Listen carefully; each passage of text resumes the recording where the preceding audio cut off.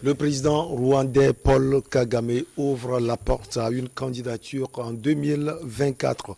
Au Burkina Faso, l'ancien président Blaise Compaoré a quitté Ouagadougou.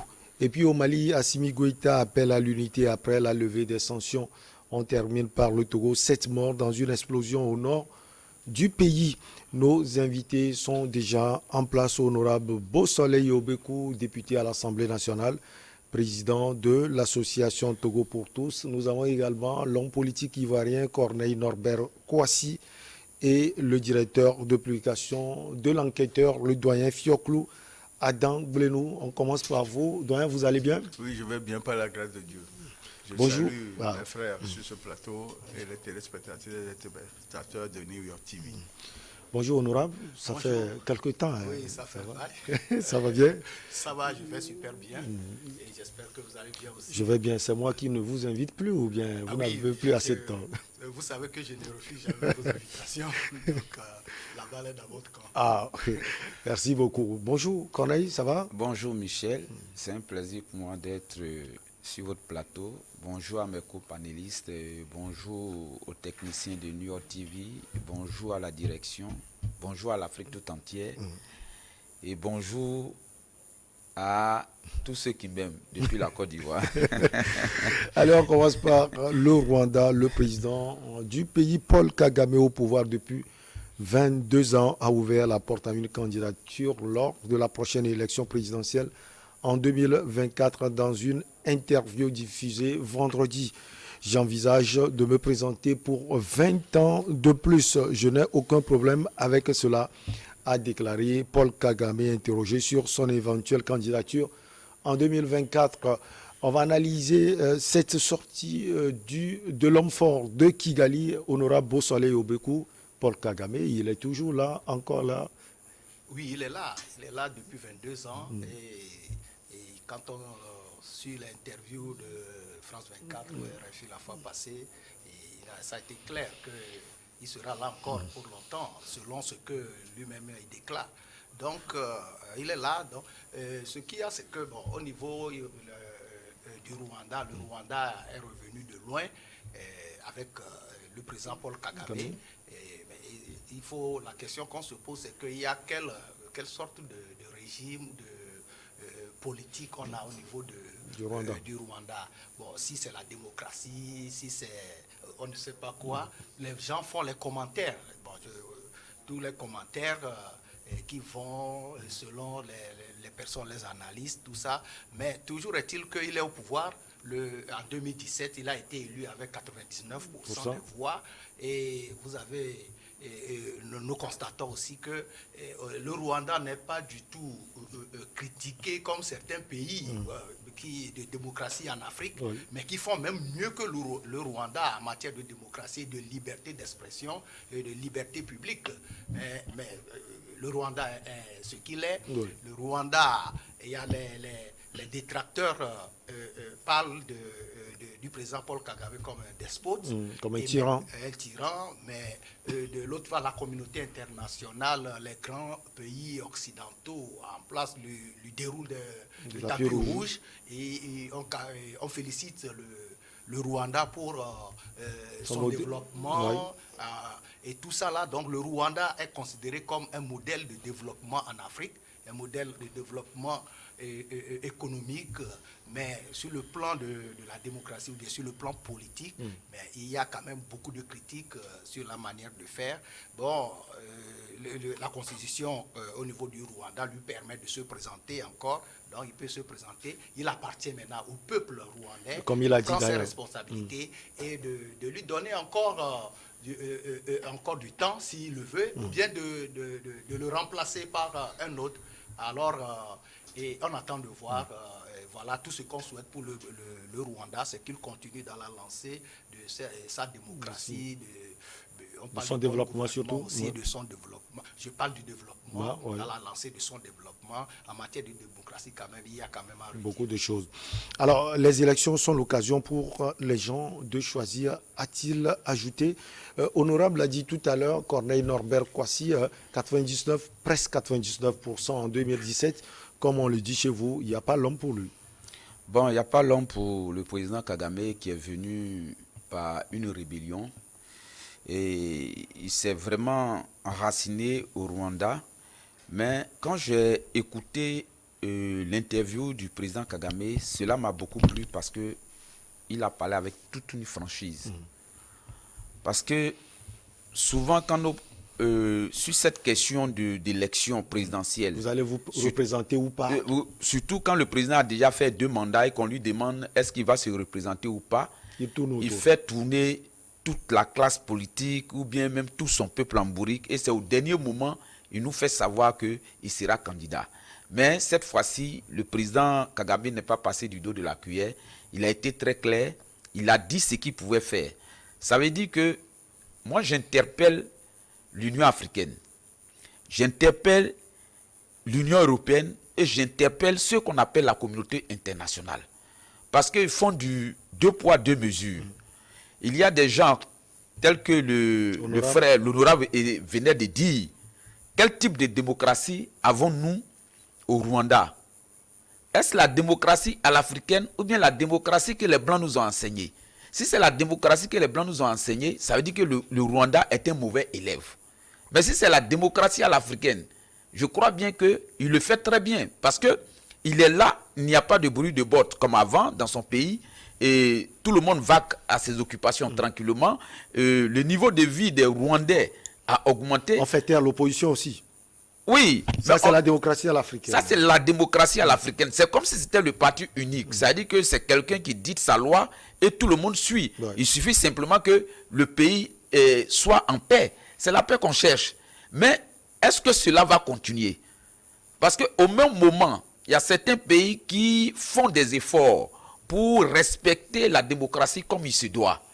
Même si ce n'est pas respecté à 100%, la communauté internationale est sur leur dos à chaque instant pour leur dire que ici c'est pas bon, ceci n'est pas bon, cela n'est pas bon. Mais pourtant le Rwanda le fait et il viole toutes les lois de la démocratie. Mais on ne dit rien. Mais on ne dit rien. Est-ce que c'est cette démocratie que les Africains veulent? Si l'opposition se tait, si le pays marche très bien, si on s'arrange pour ne pas qu'il y ait du désordre dans le pays et que c'est cette démocratie-là que l'Afrique doit suivre, je crois bien que c'est une bonne chose pour les Africains.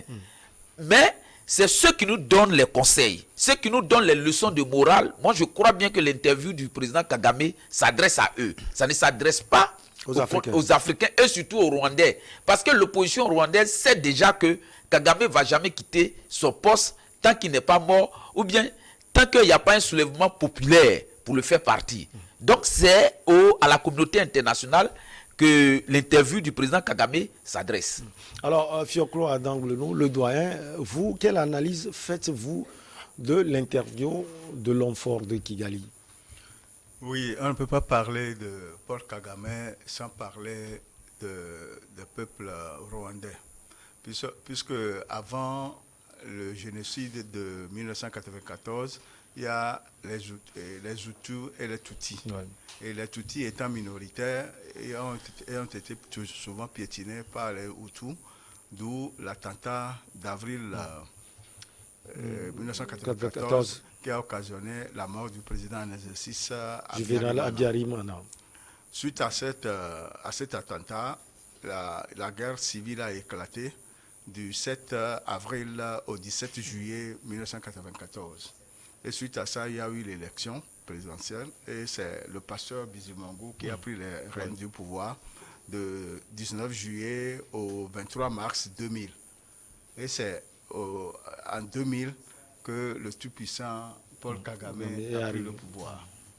En 2000, puisque le mandat là-bas c'est 7 ans, en 2015, il a organisé un référendum où sa durée de vie lui permet d'aller jusqu'à 2034 au pouvoir.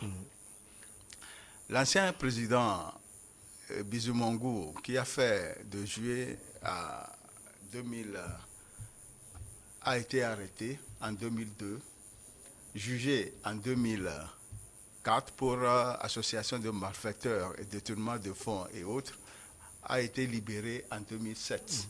Aujourd'hui, il est toujours là, mais il ne fait plus de politique. Monsieur Paul Kagame a fait quelque chose que moi j'apprécie, puisque à l'époque, avant 2000, sur leur carte d'identité, l'ethnie est marquée. Sur ta carte d'identité, on mettait Hutu ou Tutsi. Mais dès son arrivée, il a banni tout ça. Mais le problème aujourd'hui, c'est que M. Paul Kagame gouverne le Rwanda comme si c'était une propriété privée. Là, on ne peut plus parler de démocratie. Il n'y a pas d'opposition, il n'y a pas de liberté d'expression, et tous ceux qui veulent le regarder dans une autre direction sont matés. Et les opposants qui sont dans les pays environnants ont été assassinés. On se souvient de l'assassinat de l'opposant en Afrique du Sud, en Ouganda et autres. Parce qu'il était un grand chef du service de renseignement de l'Ouganda, en Ouganda, avant de venir au Rwanda. M. Paul Kagame a l'estime des Occidentaux parce que c'est lui qui permet aux Occidentaux d'aller sur le territoire de la RDC et d'aller piller les Congolais. Les mines de la RDC. Donc les accusations peut-être de M23, ces accusations du président Félix Antoine Tshisekedi sont vérifiées, selon vous? C'est vérifié. Et le Rwanda exporte des mines dont ils ne sont pas producteurs. Le pays, là, ils ont trouvé les mines, les gisements là pour les exporter. Au niveau intérieur, il y a la paix, la sécurité. Quand tu es étranger, que tu rentres dans ce pays, tu es suivi. À la lettre. M. Kouassi vient de dire tout à l'heure qu'il voudrait savoir si c'est la démocratie à l'occidentale ou c'est la démocratie à l'africaine. Moi, je prends plutôt la démocratie à l'africaine. Si tu n'es pas avec moi, tu es mon ennemi. Oui, tu es contre moi alors. Donc, il dirige ce pays avec un bras de fer, mais au niveau du développement urbain, l'urbanisation de Kigali aujourd'hui n'est pas enviée. Tout le monde dit que le pays est bien aménagé depuis ses 22 ans de pouvoir. Mais seulement, ce qu'il y a lieu de faire, c'est que sa déclaration sur France 24 n'est pas une surprise. Et il a été franc, sincère pour dire qu'il a encore l'ambition pour 20 ans de pouvoir pour que ça fasse 42. Mais ce que je peux ajouter, si Dieu lui prête vie, puisque c'est Dieu qui donne décide et c'est Dieu qui retire. Si Dieu lui permet d'exister jusqu'à ces 22 ans de plus, qu'il soit loué. Alors, honorable, si on fait bien les calculs, on est en 2024, puisqu'il est là jusqu'en 2034, il a encore 12 ans. À part ces 12 ans, il va encore faire 8 ans de plus, ou bien, à part s'il finit de faire les 12 ans, il va ajouter encore 20 ans.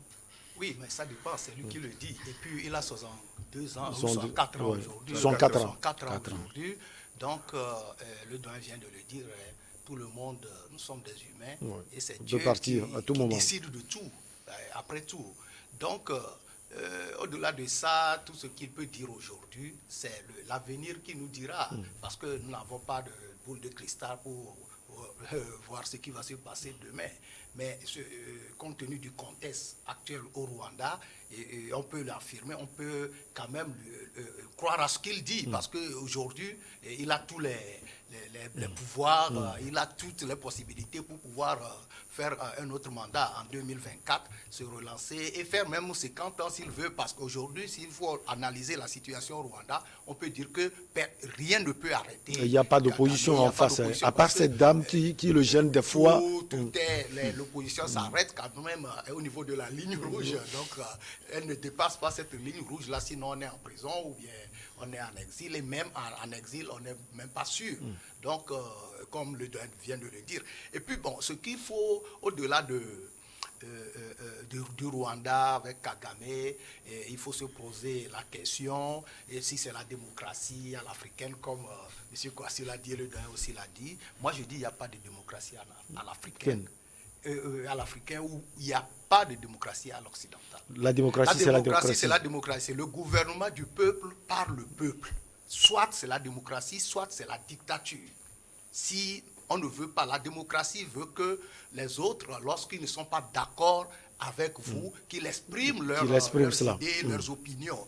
Et que l'un des principes de la démocratie, c'est qu'il y ait des élections, qu'il y ait la pluralité politique des partis, et puis qu'il y ait des élections et que chacun expose. Tous les citoyens de l'État ou du pays ont le droit d'accéder à la magistrature suprême. Et celui qui est capable, lorsque les élections arrivent, il se présente. Est-ce que vous voyez cela au Rwanda? Il y a des élections, mais c'est l'enfant qui gagne toujours. Oui, au Rwanda, s'il faut faire vraiment des analyses crédibles et sincères, actuellement, il n'y a pas de démocratie. Il n'y a pas de bon, je ne peux pas le dire parce qu'il y a des élections là-bas, mais il n'y a pas, on ne peut pas parler de démocratie. On ne peut pas parler de démocratie parce qu'il n'y a pas une opposition. L'opposition n'est pas, on ne permet pas à l'opposition de s'exprimer.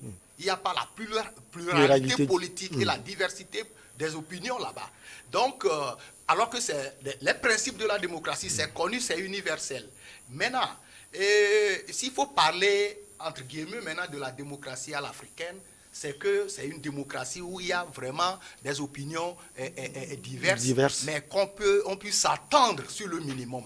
Alors que peut-être ailleurs, c'est l'attaque, tout ça là, les gens parlent quand même de la démocratie à l'africaine. Moi, je pense que on le dit d'une manière où en Afrique, on s'assoit au niveau sous l'arbre à palabre, même il y a des divergences sous l'arbre à palabre, mais on arrive quand même à trouver un compromis. Et les gens appellent à ce qu'en Afrique, on ne suive pas les Occidentaux au niveau de la démocratie où c'est l'attaque, c'est la guerre. Il est vrai que tout est contrôlé là-bas où lorsque vous violez les lois, vous êtes en même temps inquiété et puni par la justice. La justice est claire là-bas, mais en ce moment, ce qui est sûr, si on peut parler de la démocratie africaine, c'est qu'on retourne à ce que nos grands-parents, nos aïeux faisaient.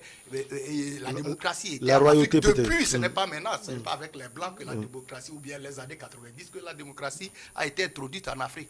Il y avait la démocratie en Afrique avant, où on se demandait quand il y a la concertation sous l'arbre à palabre, on arrive quand même à dire qui sont ceux qui sont d'accord, tout ça, et quand on voit que c'est la majorité qui l'emporte, mais on agit selon ce que la majorité fait. Mais actuellement, lorsqu'une seule personne détient le pouvoir et il ne veut pas que je ne parle plus du Rwanda, je parle de manière générale. Lorsqu'une personne prend le pouvoir et est au pouvoir et ne permet pas à d'autres de s'exprimer, alors que le pays appartient à tout le monde, à tous les citoyens, on ne peut pas parler de démocratie. Comme le doyen l'a dit tout à l'heure, peut-être il agit comme Kagame est en train d'agir comme si le Rwanda est sa propriété privée. Je vous vois, vous voulez intervenir, on va juste marquer une pause et on revient pour la suite.